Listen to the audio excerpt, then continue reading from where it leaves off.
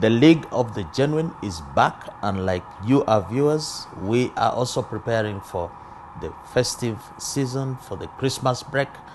But as always, we would like to ensure that we have a counterfeit-free Christmas, because there's no benefit in consuming counterfeits in the festive season. To help us break down a counterfeit-free Christmas is a special guest, a different kind of guest, who will hopefully put it in better language, simpler language than we do often present here. Mr. Raymond Kahuma. Join me in asking Mr. Raymond Kahuma to take his seat and be comfortable. I have seen a lot of your videos, Mr. Raymond, on YouTube, TikTok. You're usually, so holding you here, I think I need to get some ropes to tie you down. You're very hyper. Raymond, welcome. Thank you. Thank you for having me. I'm sure many people, especially the young ones, have seen you out there.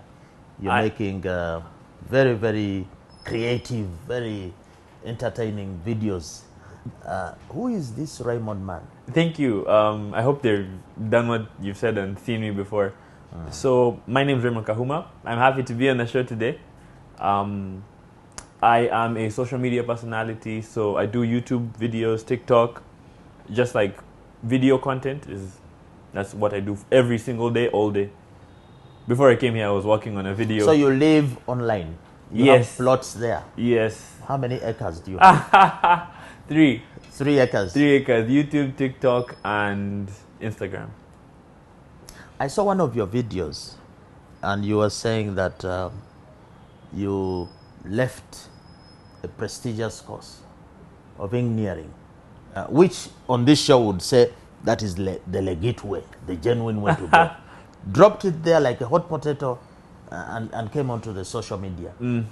What are you, a genuine guy or a fraudster? So to answer your question, yes, I did leave university after one semester, which is not very popular among, like, in Uganda generally, but more so in your age cohort. So I decided to leave but it was after like a lot of thought. It wasn't like a split decision to leave and just join social media. So first I left university after really pondering that for maybe 4 months. And then after that, I started trying to find out how to make money, just generally in person, online. I figured out how to make some while money. you were at school? No, Because after you I came left. from a well-to-do family. Your dad was the executive director of UNBS, Yes. National Bureau of Standards. Yes. I know your mom as well. Thank you. People of good standing in society. So if anybody is looking for the ideal Ugandan family, it would be your parents' family. Thank you. So how come we have a product that runs to the opposite. To go into the opposite direction? Firstly, my parents have never supported this decision ever up to today. It's not like they don't support it today, but they're more okay with it now. They're strict academicians up to today. My dad still reads every single book, every single newspaper. My mom says He's a doctor. He is a PhD holder in electrical engineering. So that's where the doctor title comes from. Yeah, so because you see, we have a crisis of both parenting and, if you like, of the youth, basically. There is a friction. The parents are pushing against the wall, the kids are pushing against the wall.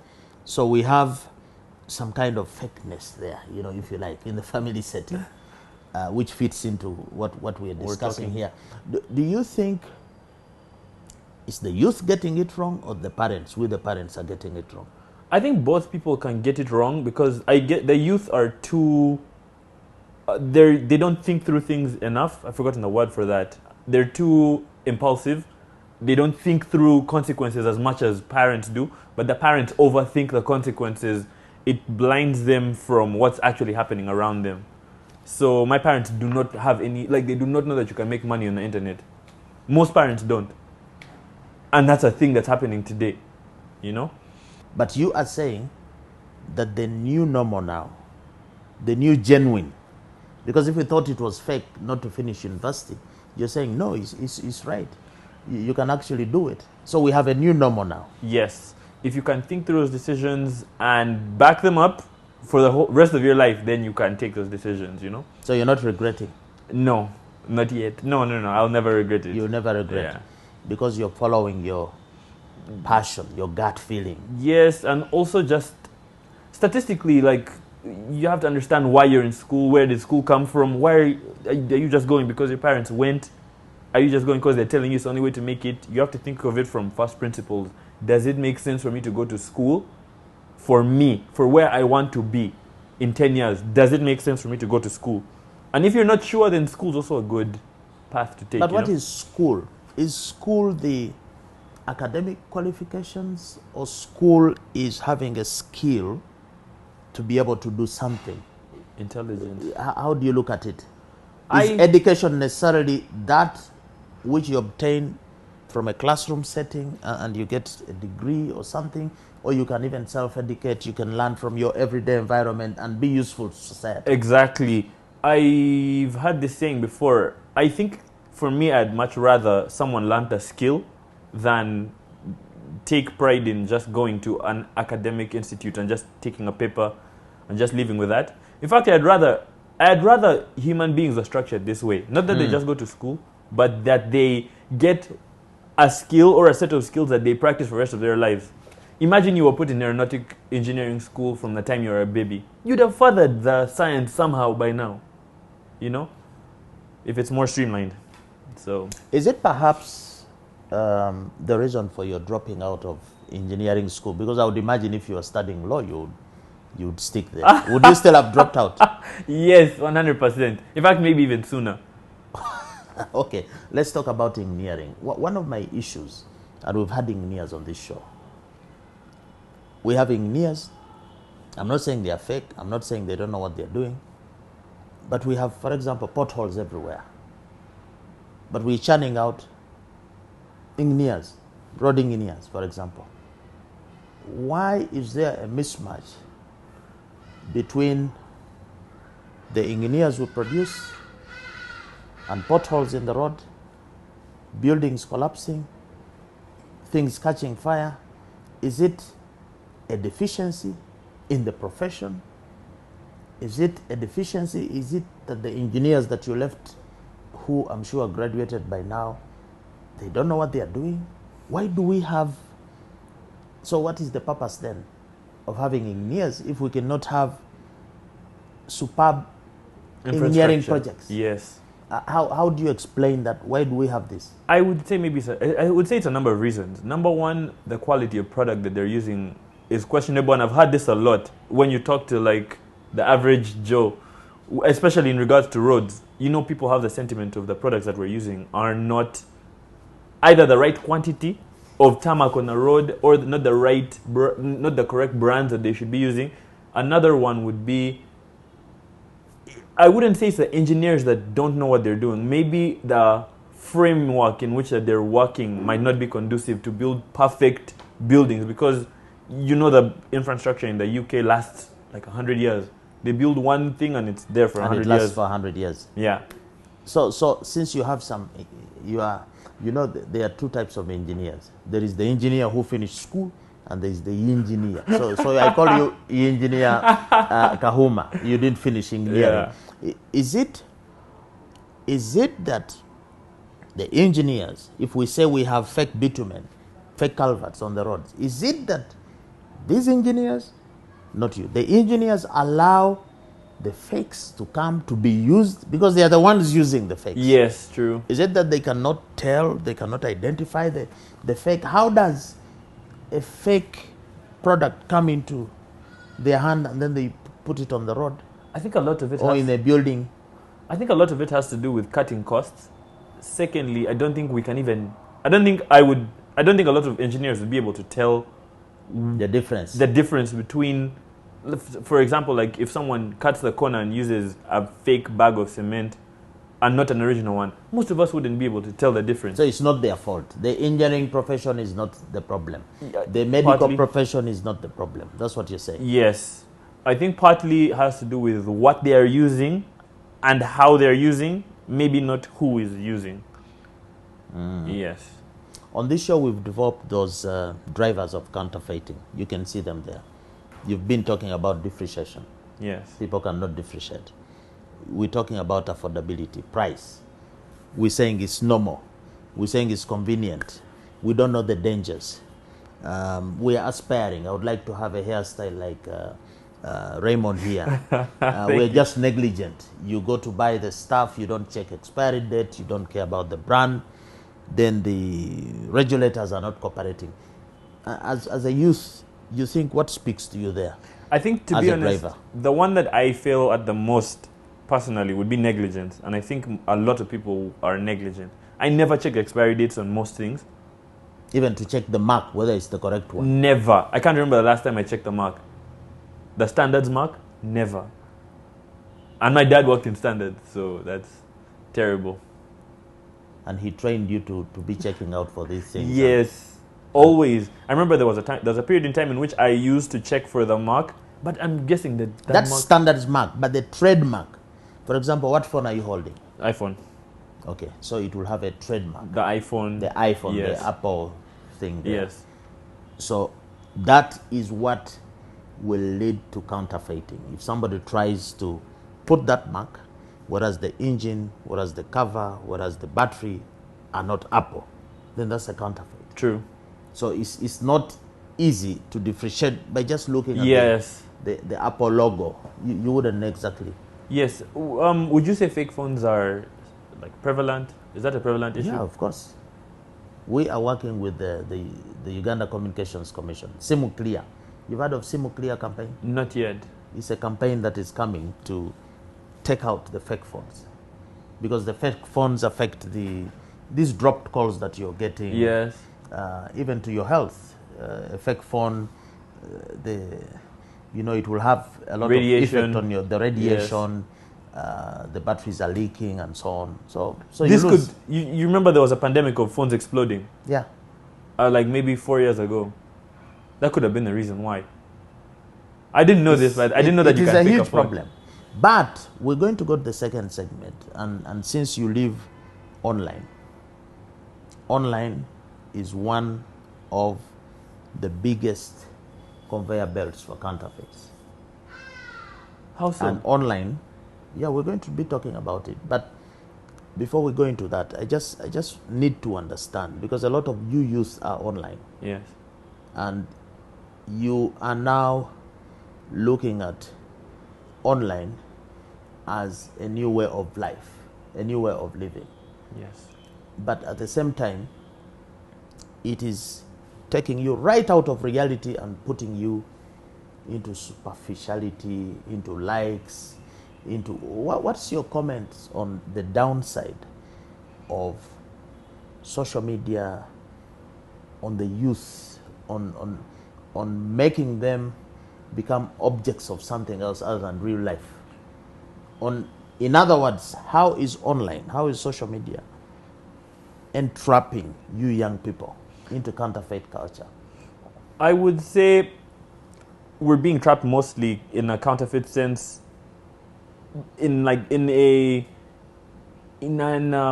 essential way, in an essentialist meaning of the word. So, like you said, a lot of our friendships and values are getting dumbed down.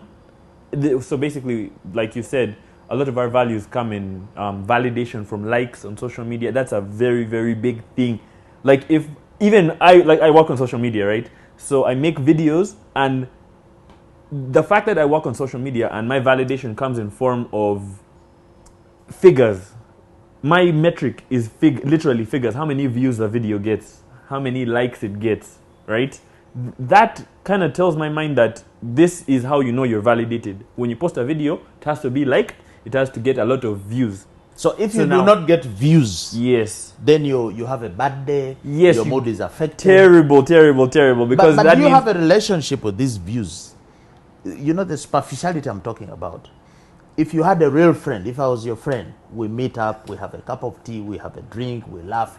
It's real. You feel me, you get the energy, you see the chemistry. Do you have chemistry with those viewers, those views?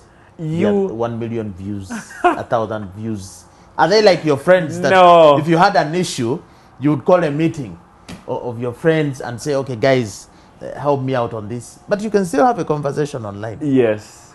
In some ways, to be honest, yes, you can have an attachment to some of the viewers, but not the views, not the metric of 1 million views. You can, and they can have an attachment to you as well. You can have a para-social relationship to where you think you know them and they think they know you. But as you said, I can't really call and talk about some clan issues that we're facing at the moment, you know? So you can see, if you had been a real engineer, which I think you're still young enough, you can go back to school. You can now have a real engineers meeting and get to do real work, get to fix the pothole, get to put up a building True. as a real engineer. True. But no worries, that is still a career that you choose. You can still use your hands, use your brain, use your creativity to do something.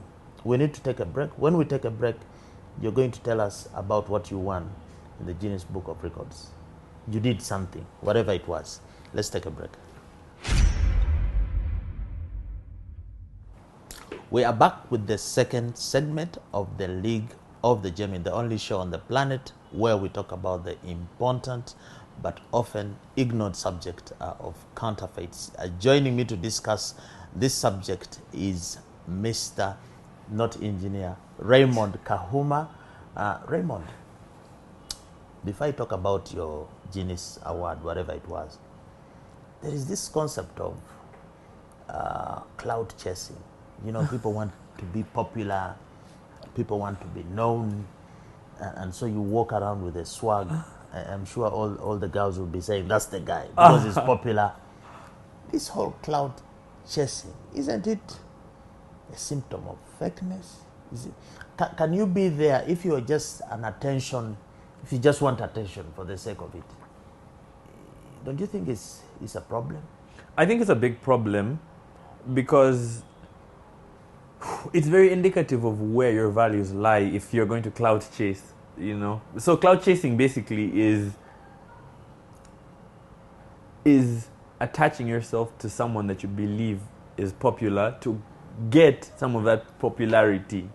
For right? example, you can put up a fake post and say somebody who is more popular than you did this, and it creates a buzz and a discussion.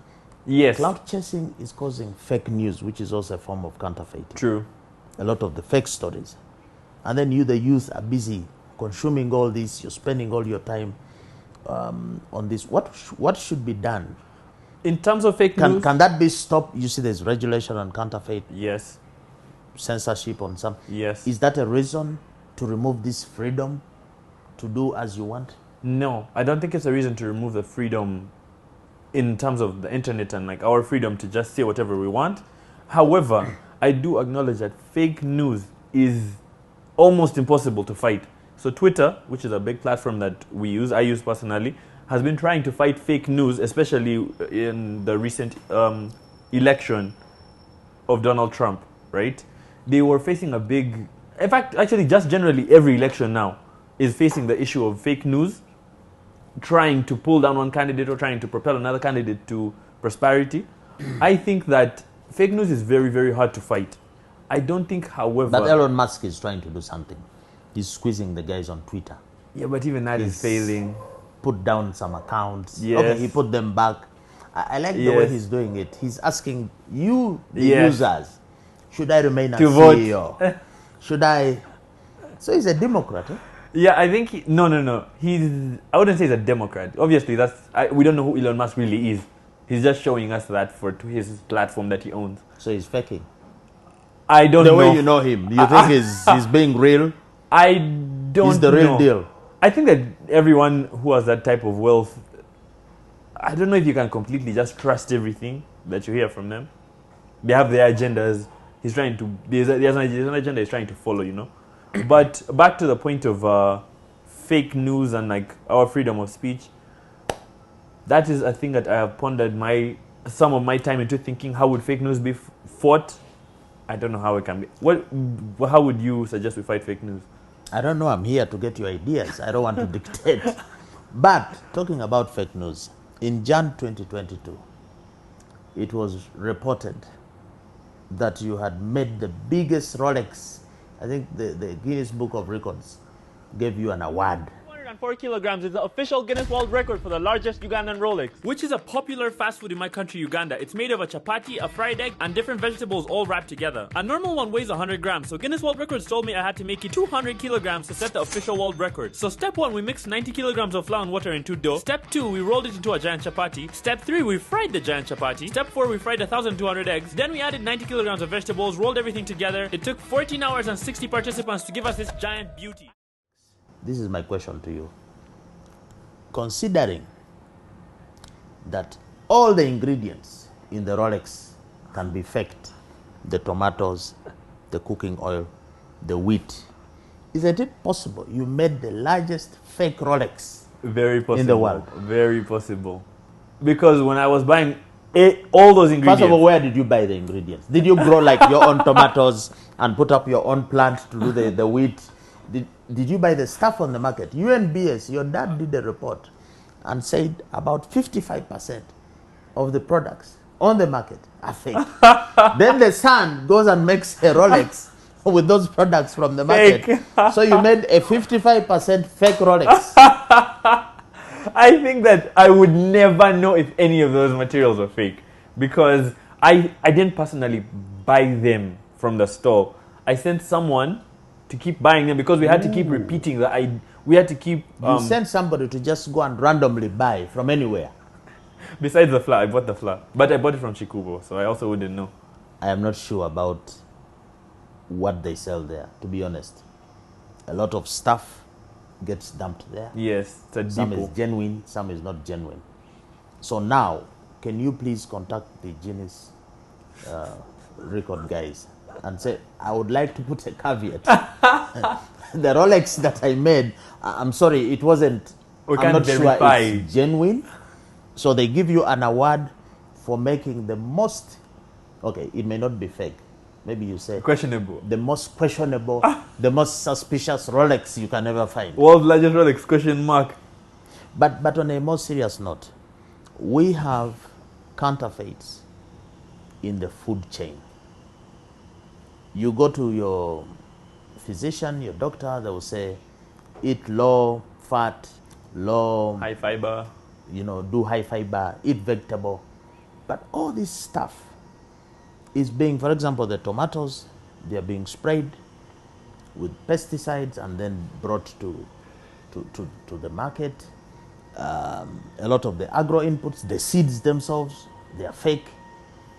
As a youth, and yet you know that food is medicine, food is life. As a youth leader, because you have a lot of following, how do you think we should approach this issue of cleaning out with your influence? How do we turn the youth against counterfeits in food? How do we use your platform to ensure that we don't allow these unethical guys to contaminate our food, the milk, the wheat?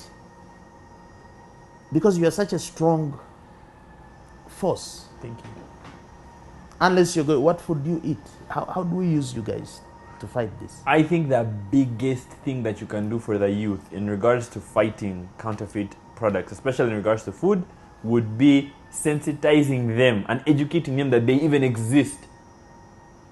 I didn't know about anything you were talking about right now. Food, seeds. If you had told me that yesterday, I would never have believed that these things can be faked. So I think that the biggest thing that can be done right now is educating them that these things actually exist. You can make a simple video on TikTok. I don't know if you consume TikTok, but you can make a simple video showing them that you ask the audience, of these two, which one here is fake? You'll find that we don't know what fake even looks like. We don't know where to start looking, how to identify fake products, counterfeit products. And then we're consuming. Yes. 55%. A lot of the food, a lot of the food. You are 70-80% of the population. So a lot of the food in the homes is eaten by you guys. Yes, true. And then you fall sick, You have kids, young people getting cancer, you have young people getting tumors, you have young, and yet, I saw in one of your interviews, I think the question was, where do you get the ideas for most of the podcasts and videos that you do?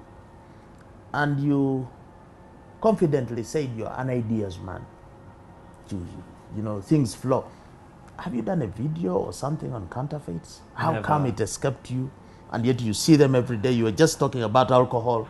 There's a lot of fake. You call it what? Tequila. Tequila, whiskey. How come you never saw this idea? Or were you waiting for the show to burst onto the scene? To be honest, it just never crossed my mind that we were consuming that much counterfeit in product. To be honest. However, when you were talking, I realized that I think we have some education on counterfeit products, because I think majority of the youth can tell the difference between a fake and a real iPhone, but not fake and real water. We can't tell it, because now we're interested in iPhones. We know what a real iPhone looks like because we are interested in it. So you cannot sell to a youth a fake iPhone. It's very, very hard. But water, bottle of water. Raymond, let me take you on the phones. Yes.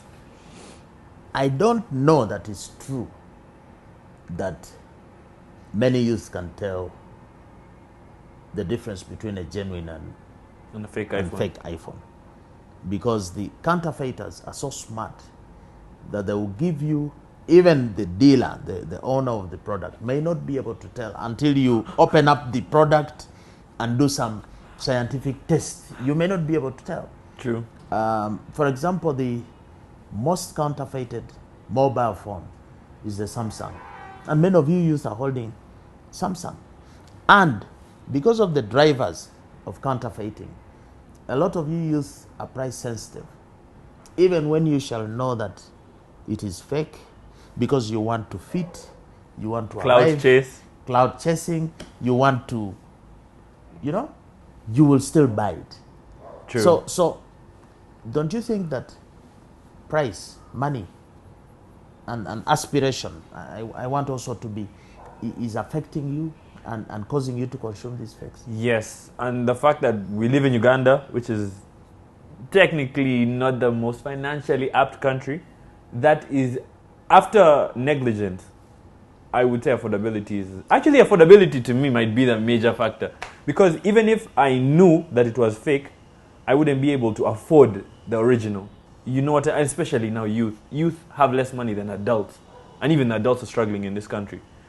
So even if I knew that this is a fake Samsung, I had rather have the fake one than... that's how youth are thinking. Right? So how do we change? How do you think we then change the narrative, the perception? Because a lot of youth, they don't care. It is fake, so what? Do you think that if we push the sea of telling you the concealed dangers, of telling you that, look here, it is not just about every time you put the fake phone on your ear or whatever it is, the migraines that people are having. Do you think that can be something we can push? Yes, I think that can be something that you can push. I really like how, I don't know if it was New Vision, but a few years ago, maybe 4 years ago, they put out an article of how dangerous these fake phones are because they were exploding. There was a big pandemic and they were really pushing that narrative a lot. And a lot of people started focusing more on, if this phone is fake, it might explode. Even the chargers of the phones, not just the phones. But chargers are another big pandemic. I don't know if you must be aware of that. Yeah. It's almost impossible to get an original charger in Uganda. But yes, I would say concealed danger would be a very, very good driver to push to the youth. They'd listen to that. I have a question for you. Affordability. How much can you educate the youth on the affordability of these counterfeit versus real products? Because original, I'm just going to pick an example, shoes. Original Nike shoes can be like 1 million shillings. $300. Yes, $300. How many of us can afford original Nikes? What would you suggest I do about that? Okay. First of all, you've heard of the notion, the cliche that cheap things are expensive. Is that true to you? Yes. Because you see, when you go for a genuine product, you get value for money and value for health. One of the biggest issues we have with the health of the youth now is the shoes. Because a lot of the fake shoes are damaging the physical structure, the spine, the nervous system. If you're wearing a fake shoe and it's pressing your toes because all the nerve centers are down in the feet, then you're going to affect your blood circulation, issues like clots, because everything is controlled from down. Yes. So the kind of shoe that you wear is very, very fundamental To your longevity. Yeah, to your health, because everything is controlled from there. Yes. So it is very costly for you to go for a Nike that you think you've done a saving on. You buy it for $10, whereas it is $30, and then you spend $1,000 on your bill. Okay? You're having issues with the nerves are paining, my back is paining, I'm having breathing issues just because of the shoes. So affordability in what sense? Can you afford to be ill because of a counterfeit? That's brilliant. You can't afford to be ill, but you can afford to spend the right amount of money, get a product that, one, will keep you healthy, but also that will give a saving on your income. Long term. Because you think, I have spent $10 and I'm okay, but you're going to spend over 12 months, you'll end up spending $70 or $100, but with other side effects, your health and things like that. Yes. So affordability is not a reason for you to injure yourself, to damage yourself, or even to kill yourself because you think it's cheap. Cheap things are expensive. I think you're right, because if we extend that same logic to cars, you don't want to buy fake car parts. That's the last thing you want to buy. You're going to get into so many accidents if you buy like fake bearings, like we were saying before. Agreed. I think there is a good point. So, as an influencer, as somebody that the youth are going to watch this, and they are seeing their star there in the hot seat talking about counterfeits. Give them assurance that you are the man. Talk to them to see the light, to come to the land of the genuine. Because even right now, we're in the festive season. They're going to have alcohol, for example. A lot of it is fake. How are you going to walk around now as an ambassador of genuine? Because you don't come to this show and live the same. True. So you live here and you're going to the bar and you're now going to have a drink. What is the conversation going to be like? Affordability, number one. Affordability in what sense? Don't buy the counterfeit one that's cheaper. You're going to spend way more on your long-term health instead of buying the... Because they might say long-term health, okay, that is something in the future. When I'm Fred's age, I don't care. But even the hangover, the kind of hangover you get when you take a fake whiskey is not the same as the real one. True. But sometimes I even wonder if all this alcohol is as fake as they say, what are we actually drinking? Are we drinking methanol? You're going to tell me what you're drinking. But when we return, we have to take a break.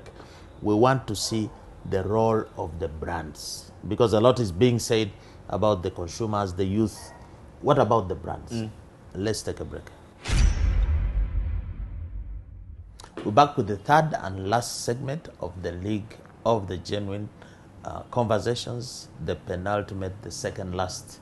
I think it's the last show of 2022 before we go into 2023. But as always, we have done this the whole year. We're going to do it even into 2023.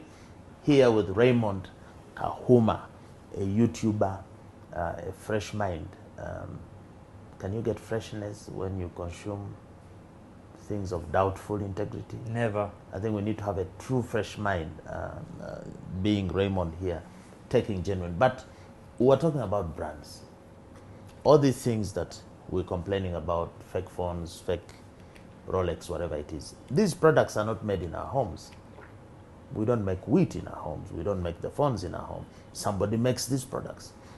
Do you, in your understanding, think the manufacturers of these products have a role to play in protecting us from the fake versions of their products? I think they have a very big role to play in protecting us from the products because we're the consumers. So as we had talked about, a lot of us are negligent. We don't even know how to identify these fake products. We don't have the skills necessary to identify them. But the brands that manufacture these products have the ability to educate us on them. So for example, Omo. If Omo put a little bit of their budget, because they're being hurt by the counterfeit products, that's a bit of their margin going to someone else every You have single encountered time. fake Omo? I've encountered fake, not fake Omo, but I've encountered fake. Detergent. No, let me think of one product that I've encountered fake batteries. I've used fake batteries. I've used fake shoes. What's something more consumer? Fake. What about dreadlocks? Are those genuine? Yeah, Because there's these are also mine. fake hair. True, there is fake hair. Synthetic. So these are genuine? Yeah, mine. Yeah, they're actually mine. Okay, so you've encountered fake versions of things. Yes. And you're saying that the brands, Have some responsibility. do you feel that the brand promotion, the advertisements that we have on our platforms for these brands is doing enough to help us know that this is fake or genuine? No, I can't even think of one brand that has put in any effort into educating us on this is an original X, and that one is a fake X. I can't even think of one brand right now, and I'm fairly switched on with things social media. I can't think of one, unless you can. Have you seen any? I've not seen any campaign. And yet, I think you have worked for some brands. I think you worked for an online platform that helps to sell, Jumia. I've had some people come here and say, oh, I bought something from there and I didn't like the product at the end and so on. You think that is whose problem? The brand or the platform? The problem is with Jumia. So these companies have gotten away with that problem by calling themselves platforms. So they don't call themselves manufacturers. So Jumia will sell to you a shoe, but they didn't make it. But it gives a discount. It announces a discount and says we're now giving. You see, if you start giving a discount of something you don't manufacture, then you take responsibility. Yeah. So, but they give discounts and then they run do ads promotions. On those. Yes. And then they do for you Black Friday. You don't even know what it means. Yeah. And you rush there. So, whose problem is it? Should we apportion the blame for that fake product 50% on the manufacturer, 50% on Jumia? I think we should. I think a lot of the. What's that? There's a word for it. It's not responsibility. It's okay. A lot of the responsibility should be on Jumia. They need to vet the products that are going to be on their platform. But you see, again, still like a lot of these platforms will get away with this by calling themselves marketplaces, platforms. They don't have the product, but they will connect you to the seller. But they create the marketplace. They create the market. True. So in other words, they take some responsibility for what is in the market. Because if I am the market chairman, I allow you to have a stall and I check the products that you bring on the stall. So if a consumer comes into my market as the chairman, I have something to say. Correct. If somebody complained. Correct. I wish that someone could hold them accountable. Like I know that the FTC in the US, it really tries to do a good job by protecting their citizens with good quality products. I wish someone could hold these people accountable, but they have ways that they get away with around these legal systems. But you as an influencer, you are part of the problem. Some of you guys are hired to give us fake product reviews. Oh, this product was the best and so on and so forth. So if there was a complaint by 10 people about a product, they get swamped by 1,000 reviews, praises of the product, which are actually false. What True. do you say about the false product reviews that are promoting counterfeit sales online? Oh, do they even exist? Do you know that they exist? Yes, especially being an influencer, a lot of the time you'll see other influencers promoting products that they haven't even used before, which is a chance for them to be counterfeit or fake, right? But you've never really used it, so you wouldn't know. So I would say that I personally condemn it, but I think that as an influencer, I should only be allowed to promote things that I use in my personal life. I'd be able to tell you that this is a good bag, this is a genuine bag if I've used it before. So to answer that, I think that, again, still, we're doing it because of the money and not too much trying to protect the consumer, or in this case, our viewers. So don't you think that influencers should have a code of conduct? Influencers on things of substance. But a lot of you guys are influencing on non-critical things. For example, we have lost more than 1,000 border riders and 400 passengers in the last 9 months in Uganda. And I guess most of those border riders are youth like you. And I guess most of the passengers who are killed are youth like you, because you are the majority. But we do not see a critical movement of influencers on social media tackling this issue. Why don't we have more road safety? Why don't we have training of border riders? Why don't we have enforcement of elements? Why don't we? Zero. So we have wasted effort from the influencers. The topical issues that even affect the influencers, because maybe half the influencers also use border at some time. True. And they are dying. And they are not influencing. They are using their positive energy to no effect. You are now the chairman of the influencers. Assume you are. What do you say in defense? I say in defense that, first, there is no defense for that. There's no defense, but I can understand the reason as to why it happened. I think in this case, concealed, I'm just going to try and borrow the drivers into this case now. Concealed danger, there's no concealed danger here. Like, we understand the repercussions of, we understand how bad these road accidents are. We understand how bad they are. But it's like we don't really care enough to dedicate time to create awareness for them. So you stop thinking at some point? We think about something different, which is money. Most fun, party, yes, drink, hooking up. Yes. You know? Yes. It's our attention will go to where the money is. So if there's a company... Okay, you make the money and then you go and die on the border. True. So you want to enjoy the money in the grave? True. Are there supermarkets there in the grave where you'll spend the money? After all, when you die, the money stays behind. Yes. So why don't we have that sense? And you're saying concealed danger. Concealed danger is something you don't see. But I'm sure in the last week you've seen maybe a border accident or two. I'm sure you've lost somebody on a border. So it's not even concealed. This is blatant. Open danger. Yes. And you're the future generation. You're blind. You don't see danger. How are you going to survive? How are you going to lead us? I guess. Don't you think you need to retool, to relearn to your generation? Because for us, we shall live.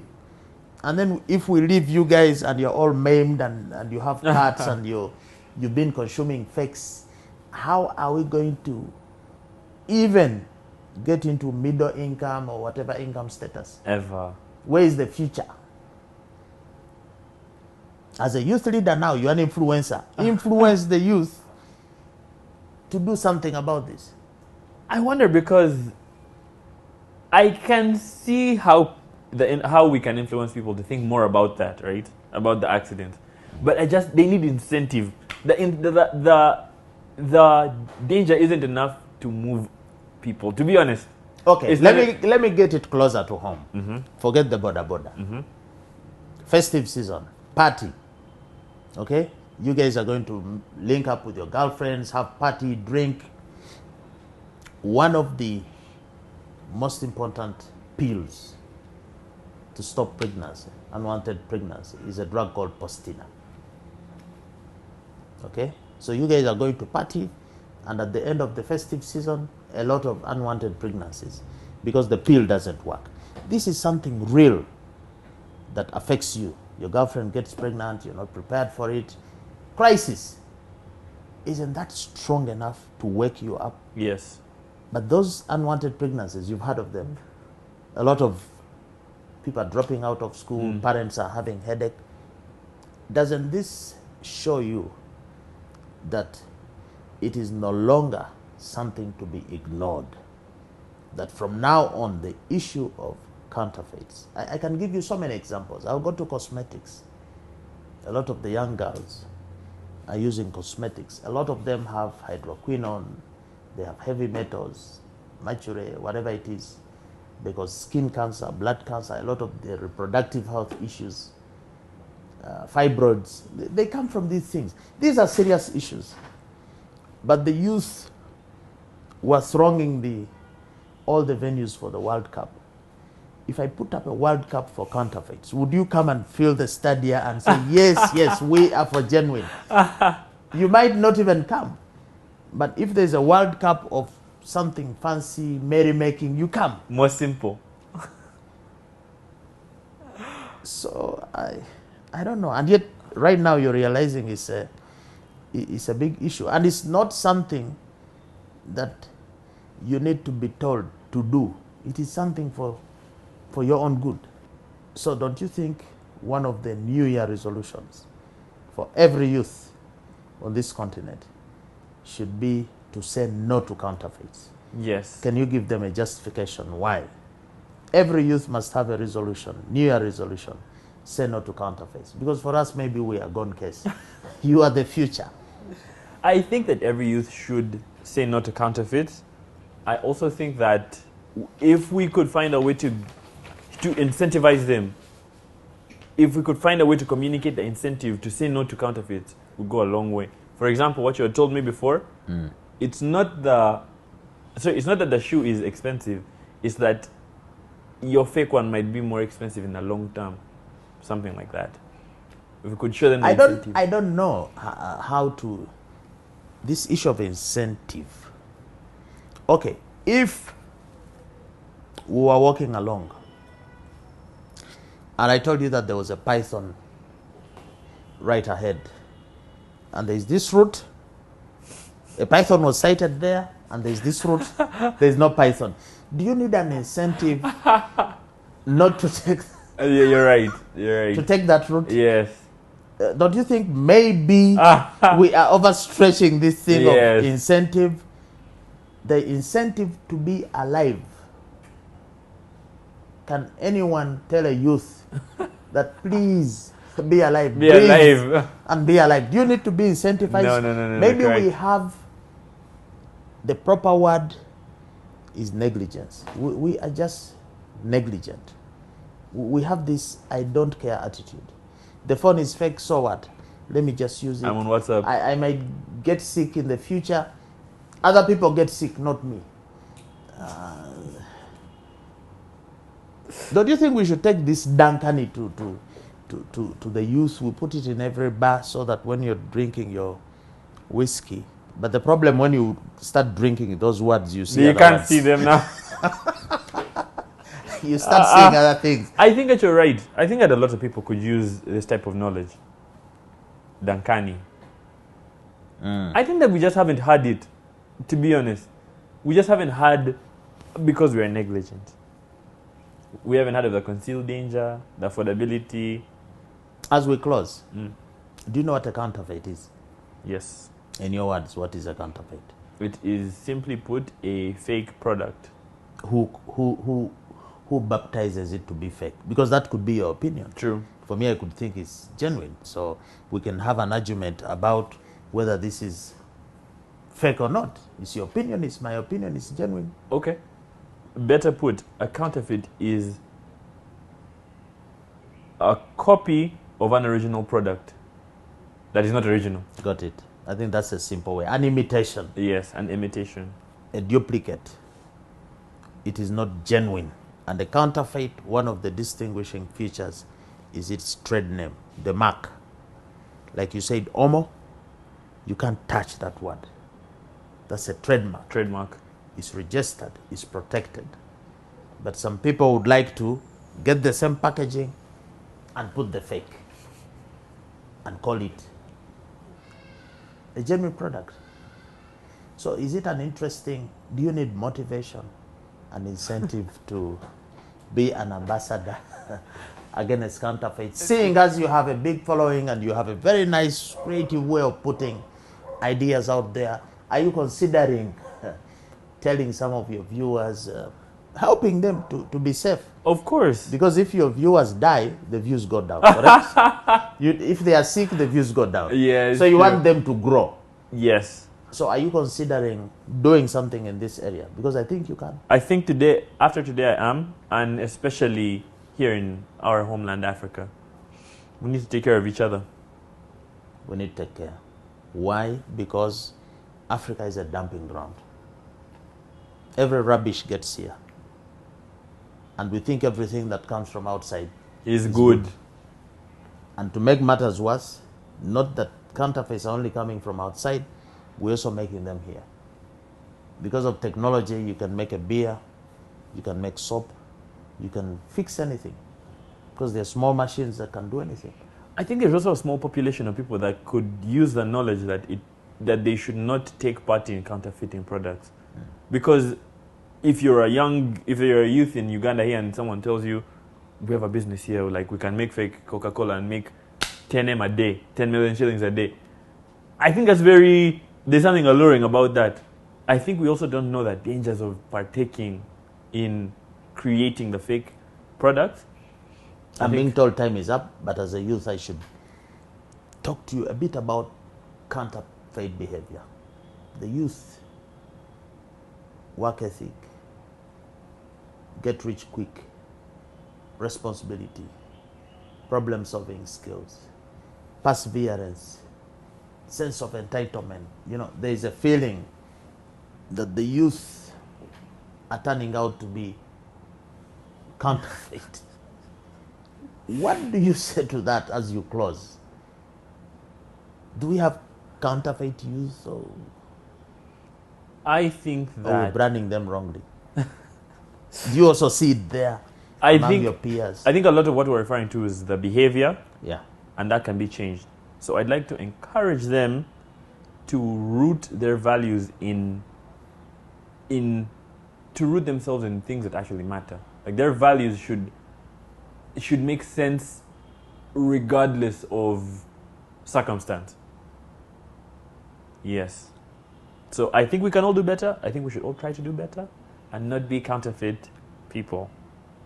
Raymond, you said you dropped out of school. Yes. You stopped your engineering studies. Did you drop out of Christianity? Do you have a Christian Christmas message? Or you dropped out also? I think that If you have a Christmas message, give us. Merry Christmas to the ACNA family. I hope you guys have taken good messages away from today's talk, and that you guys will strive to be better, do better, consume better, and also get knowledgeable about counterfeit products in general. I've learned a lot today. I hope they have as well. We need to end here as we go into Christmas. 2 days' time, we shall be celebrating Christmas. The Anti-Counterfeit Network, the League of the Genuine, would like to wish you a Merry Christmas and a Happy New Year, free of counterfeits. There is no future, there is no hope, there is nothing in counterfeit products and services. As always, we would like to thank you for being a good audience, for following us through the whole year until now, when we've reached the end of the year. We shall be with you up to the end of the year into 2023 with the same message. We shall not tire, we shall not fail to ensure that we educate you on the effects and the dangers of counterfeits, because we know that an informed consumer is an empowered consumer. As always, don't be fake, buy and sell genuine. Merry Christmas to you all.